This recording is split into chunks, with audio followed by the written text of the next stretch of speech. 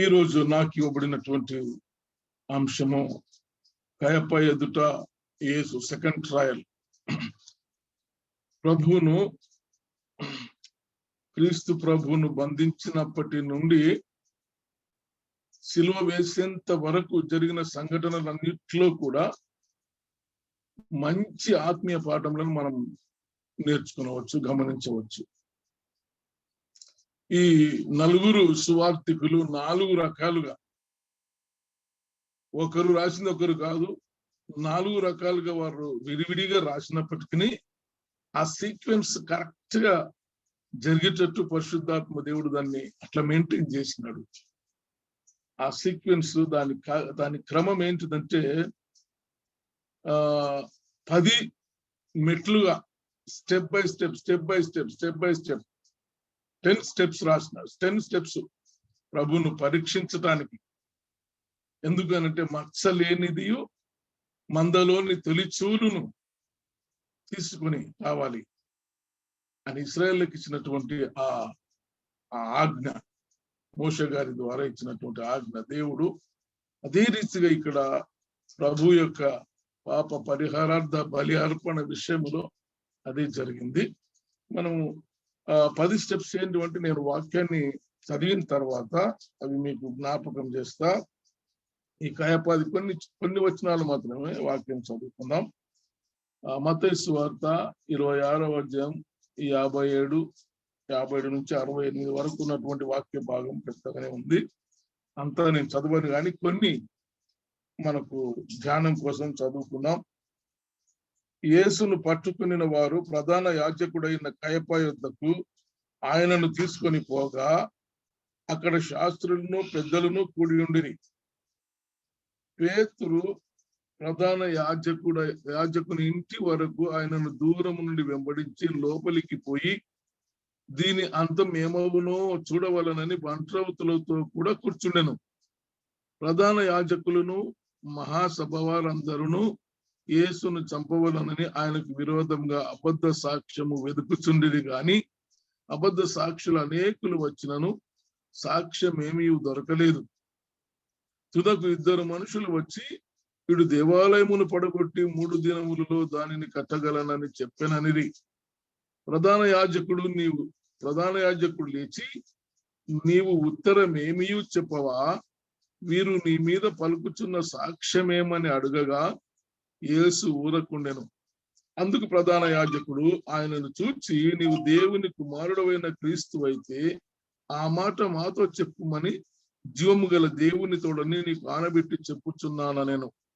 అందుకు యేసు నీవన్నట్టే ఇది మొదలుకొని మనుష్య కుమారుడు సర్వశక్తిని కుడి పార్శ్వను కూర్చుండయు ఆకాశ మేఘారుడై వచ్చుటయు మీరు చూతురని చెప్పగా ప్రధాన యాజకుడు తన వస్త్రము చింపుకొని వీళ్ళు దేవదూషణ చేసెను, మనకి ఇక సాక్షులతో పని ఏమి, ఇదిగో ఈ దూషణ మీరు ఇప్పుడు విన్నారు, మీకేమి తోచున్నదని అడిగాను. అందుకు వారు వీడు మరణమునకు పాత్రుడనిరి.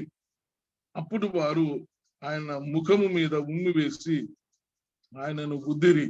కొందరు ఆయనను అరచేతులతో కొట్టి క్రీస్తు నిన్ను కొట్టిన వాడేవాడు ప్రవచింపమనేది. ఇది దేవుడు తన వాక్యమును మన వినికిడిలో ఆశీర్వదించి దీవించును గాక. క్లుప్తంగా కొన్ని మనం ధ్యానం చేసుకుందాం. ఇది అక్కడ జరిగినటువంటి సన్నివేశం, ఆ చరిత్ర అంతా కూడా. ఈ 10 స్టెప్స్ వరుసగా క్రమము చొప్పున గ్యాదర్ చేస్తే ఏముందంటే, నంబర్ 1 ప్రభువును బంధించడం ఒక స్టెప్. 2 అన్న ఎదుట కయప ఎదుట మతపరమైన విచారణ నిమిత్తమై తీసుకొని వచ్చినటువంటి స్టెప్, 2వ స్టెప్ ఇది. ఈ కయప ఎదుట తీసుకొని వచ్చినటువంటిది. 3 పేతురు యేసు ఎవరో తెలియదని బొంకడం, 3వ స్టెప్. 4 యూదా మహాసభ సన్హెడ్రిన్ సభ ఎదుట సభవారు యేసుకు శిక్ష విధించటం. 5 యూదా ఇస్కరియోతు యొక్క మరణం. 6 పిలాతు ఎదుట చట్టపరమైన విచారణ. 7 హేరోదు విచారణ, మరలా పిలాతు దగ్గరికి పంపడం.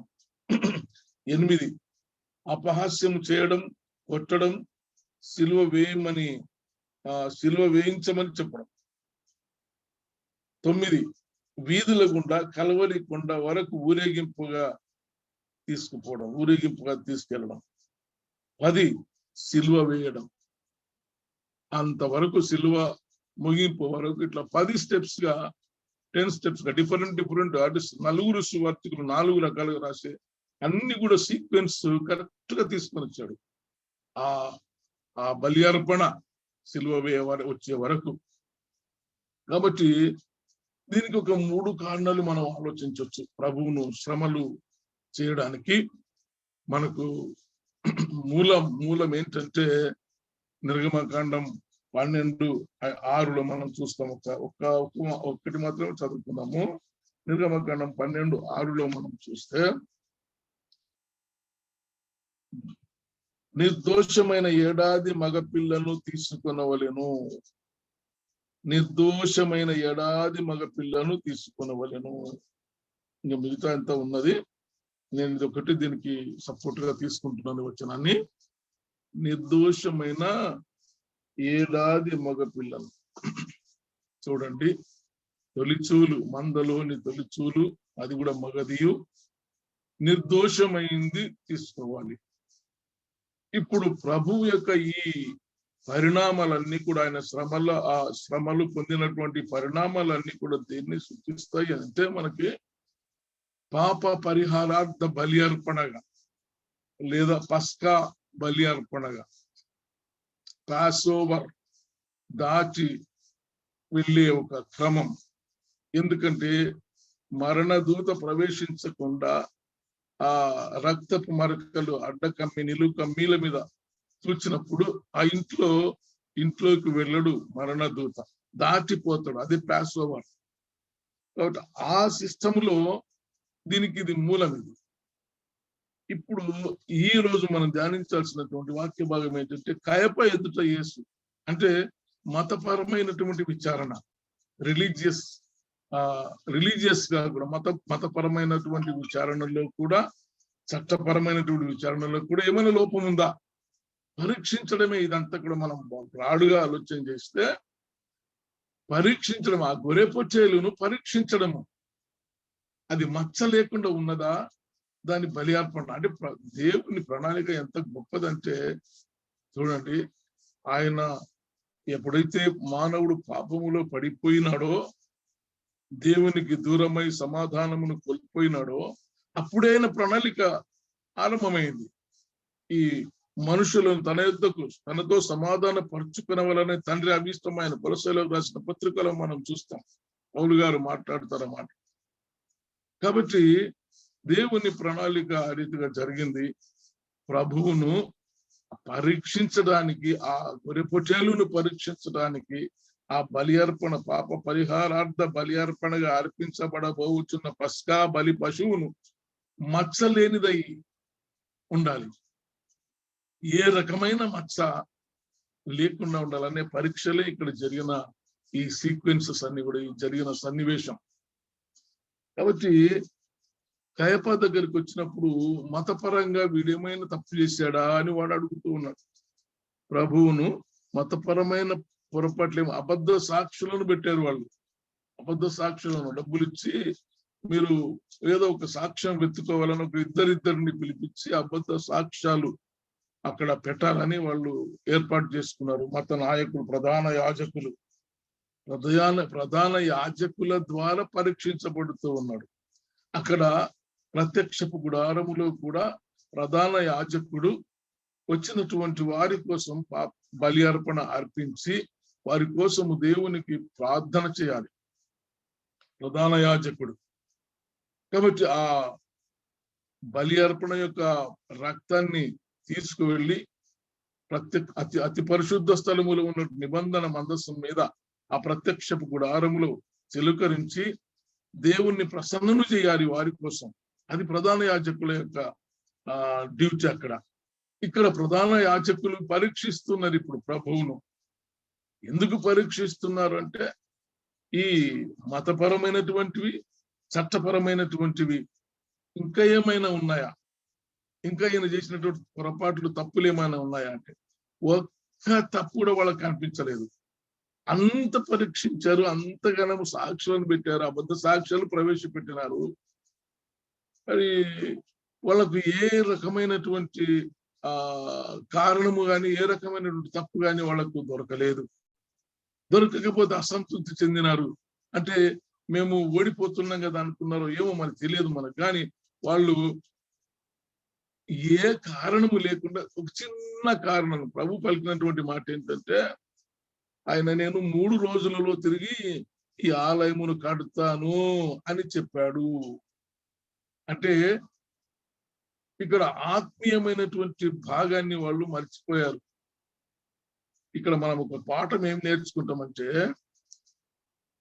శారీరకమైనటువంటి భావన కలిగినటువంటి వారికి ఆత్మ సంబంధమైన భావాలేమి అర్థం కావు.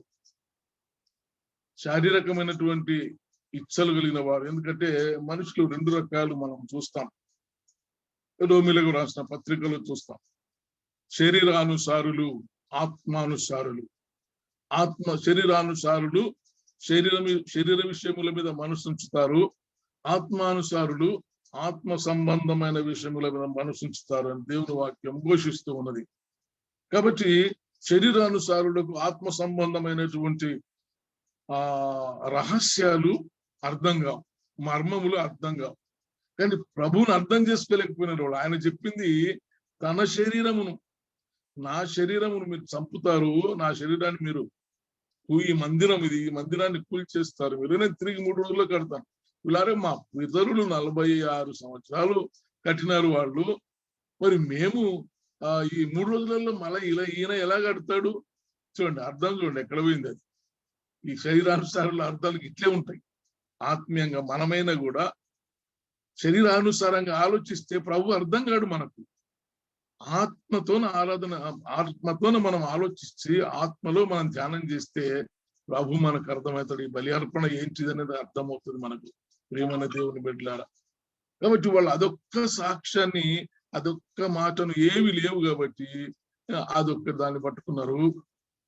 ఇంకేంది మనకు సాక్ష్యము, ఇంకేం కావాలని ఆ కయప కూడా అంటాడు, ఆ ప్రధాన యాజకుడు కూడా అంటాడు అక్కడ. ఇంకేమి మనకు సాక్ష్యాలు అవసరము? ఆయనే ఒప్పుకుంటున్నాడు కదా, ఆయనే ఒప్పుకుంటున్నాడు. మనకు సాక్ష్యం ఇంకెక్కడిది అంటే వాళ్ళకు ఆ శారీరకమైనటువంటి ఆలోచనలో ఉన్నారు వాళ్ళంతా కూడా. కాబట్టి దానికంటే ప్రాముఖ్యమైనది ఏంటంటే దేవుని ప్రణాళిక. ఒక 3 కారణాలు నేను మాట్లాడతాను. 3 కారణాలు. ఎందుకంటే ప్రభు యొక్క ఈ కయప దగ్గర పరీక్షించడము, ఈ శ్రమలకు రావడము, ఈ శ్రమలన్నిటి గుండా ఆయన పరీక్షించబడి రావడం ఏంటంటే, 1 ప్రవచనంలో నెరవేర్పు, 2 సర్వలోక పాప పరిహారార్థ బలి అర్పణగా అర్పించడానికి ఏర్పాటు చేయబడినటువంటి విధానము, 3 లోకాన్ని పాపము నుండి విమోచించడానికి దేవుని ప్రణాళిక. ఈ 3 ముఖ్యమైనటువంటి కారణాల ద్వారా ప్రభువును ఆ శ్రమల గుండా తీసుకుని వెళ్ళాడు తండ్రి అయిన దేవుడు. ఎందుకంటే ఆయన పంపించాడు. నీవు మనం ఒకసారి కొలసలకు రాసిన పత్రికలో మనం చూద్దాము. కొలసి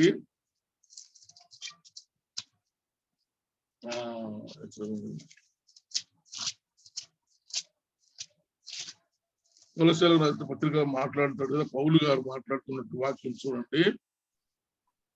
ఆయన యందు సర్వ సంపూర్ణత, కొలసి 1:19 చదువుతున్నా నేను.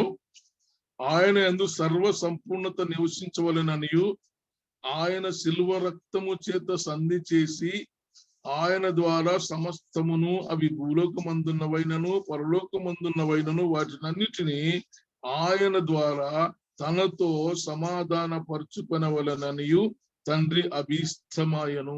అది ఆయన ప్రణాళిక, ఆయనకి ఇష్టమైంది. ఈయన ద్వారా అంటే ప్రభువుల ద్వారా, యేసుక్రీస్తు ప్రభువుల ద్వారా తన యొక్క ఇచ్చను నెరవేర్చుకోవడం తండ్రి అభిష్టము. చూడండి, తన యొక్క కోరికను, ఎందుకంటే తన బిడ్డలను తనతో సమాధాన పరుచుకొనవలనని తనకిష్టమైంది.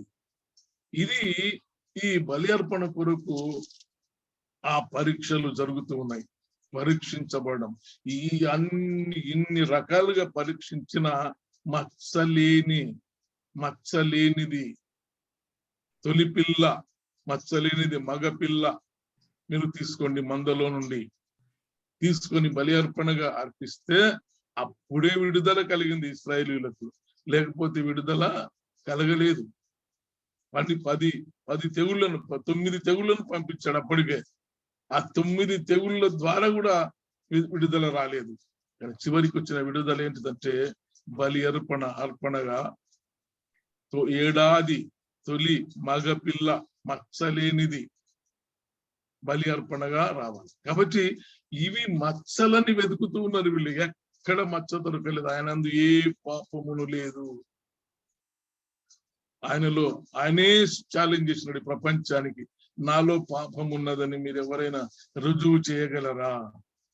చూడండి ప్రియమైన దేవుని బిడ్డలారా, కాబట్టి మనము దేవుని ప్రభువును స్వీకరించినటువంటి దేవుని బిడ్డలమైన విశ్వాసులము. మరి ఆయన అంత పరిశుద్ధుడుగా ఉండి మనల్ని పరిశుద్ధులుగా ఉండడానికి పిలిచాడు. కాబట్టి మనము ఎంతవరకు ప్రభు యొక్క కృపలో ఎదుగుతూ ఉన్నాము, ఎంతవరకు ప్రభు యొక్క సహవాసములో మనం ఎదుగుతూ ఉన్నాము అనేది మనం పరీక్షించుకోవాలి. శ్రమలో కూడా ఒకే ధ్యానం చేసుకుంటున్నాం.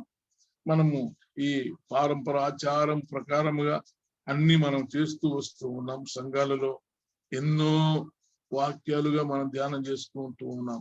కానీ మన జీవితములను ఆ ప్రభు పడినటువంటి ఆ శ్రమలలో పౌలు గారు అంటారు, ఒక మాట కొరింథీయులకు రాసిన పత్రికలు అంటాడు, పౌలు అంటాడు, ప్రభు శ్రమలలో మేము కొరింథీయులకు రాసిన పత్రిక 1వ అధ్యాయం 5వ వచనంలో మాట్లాడతాడు. ఏమంటాడంటే, క్రీస్తు యొక్క శ్రమలు మాయందేలాగు విస్తరించుచున్నవో అలాగే క్రీస్తు ద్వారా ఆదరణయు మాకు విస్తరించుచున్నది.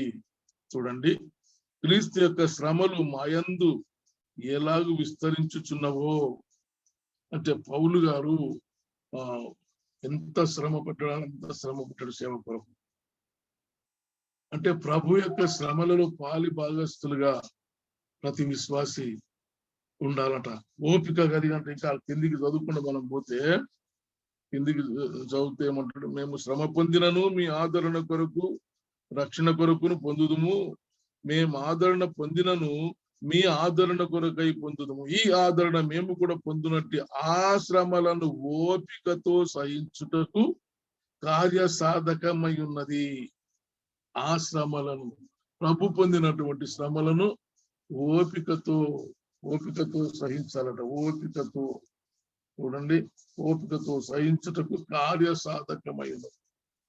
కాబట్టి ప్రియులారా, మచ్చ లేనిది. ఈరోజు ఆ కయప ఏం చేస్తారంటే, మచ్చ ఉన్నదా ఎక్కడైనా ప్రధాన యాజకుడు వెతికి, మచ్చ ఉన్నదా, మతపరమైనటువంటి తప్పు ఏమైనా ఉన్నదా, చట్టపరమైనటువంటి పొరపాటు ఏమైనా ఉన్నదా అంటే ఏమీ దొరకలేదు.